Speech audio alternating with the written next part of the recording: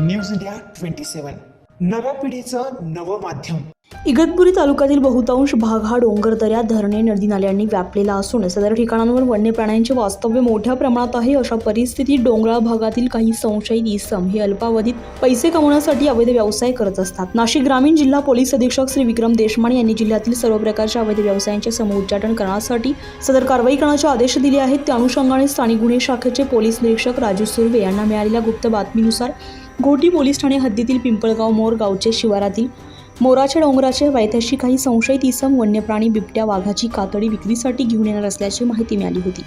त्याप्रमाणे स्थानिक गुन्हे शाखेच्या पथकातील अधिकारी आणि अंमलदार यांनी डोंगराच्या पायथ्याशी सापळा रचून संशयित नामदेव दामू पिंगळे, संतोष सोमा जाखिरे, रवींद्र मंगळू आघाण, बहिरू उर्फ भाऊसाहेब चिमा बेडकोळी, बाळू भगवान धोंगडे यांना ताब्यात घेऊन त्यांच्याकडील गोंडपाटातून वन्यप्राणी बिबट्या वाघाची कातडी आणि एक लोखंडी कोयता जप्त करण्यात आलाय। सदरची कातडी ही परीक्षणाकरिता जिल्हा पशुवैद्यकीय चिकित्सालय नाशिक येथे पाठवली असता ती वन्यप्राणी बिबट्या वाघाची असल्याचा अभिप्राय प्राप्त झालाय। सदर प्रकरणी पुढील तपास वनपरिक्षेत्र अधिकारी इगतपुरी यांचे पथक करत आहे। याबाबत सखोल तपास केला असता यातील आरोपी संतोष जाखेरे याचा साथीदार संन्यासी दिलीप बाबा यास बाबागिरी करण्यासाठी वाघाचे कातडे असलेली गादी बनवण्यासाठी वाघाची कातडी पाहिजे होती असं सांगितलंय आणि त्याचसाठी यातील आरोपी नामदेव दामू पिंगळे हा गुरे चारण्यासाठी मोराच्या डोंगरावर जात असे।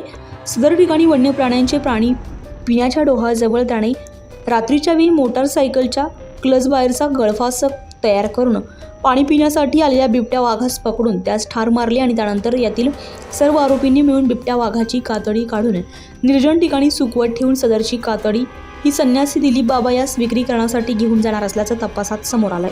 या प्रकरणी संशयित आरोपी संन्यासी दिलीप बाबा याचा पोलीस शोध घेत आहेत। नाशिक ग्रामीण जिल्हा पोलीस अधीक्षक विक्रम देशमाने, अप्पर पोलीस अधीक्षक आदित्य मिरखेलकर, उपविभागीय पोलीस अधिकारी नितीन कुमार गोकावे यांच्या मार्गदर्शन आणि सूचनांप्रमाणे स्थानिक गुन्हे शाखेचे पोलीस निरीक्षक राजू सुर्वे, पोलीस उपनिरीक्षक नाना शिरोळे, पोलीस हवालदार संदीप नागपुरे, चेतन सवस्तरकर, मेघराज जाधव, हेमंत गरुड, पोलीस नाईक विनोद टिळे, प्रदीप बहिरम, हेमंत गिलबिले, मनोज साणप यांच्या पथकानं ही कामगिरी केली आहे।